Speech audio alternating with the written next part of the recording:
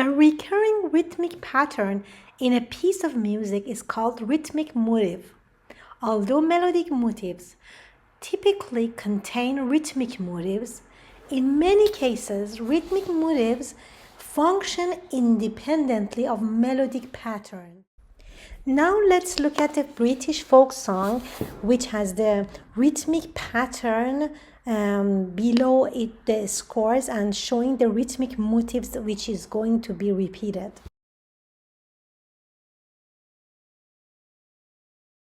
Other example is the piece named My Way by Revu and François.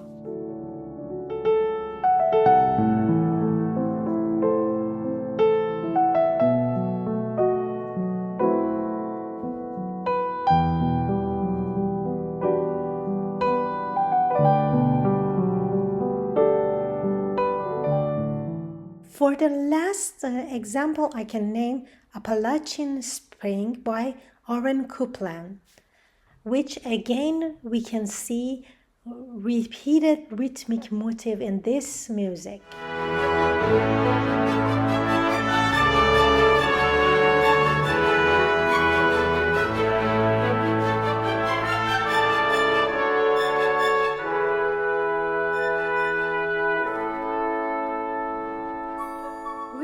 Motive not associated with melodic motives also commonly appear as the motives in accompaniment figures. Accompaniment typically included a limited number of rhythmic motives that are repeated with only slight variation. This lack of rhythmic variety helps subordinate the accompaniment to the melody. Let's listen to the song Without Words, Opus 62 by Mendelssohn, that we can experience rhythmic motives in accompaniment in this music.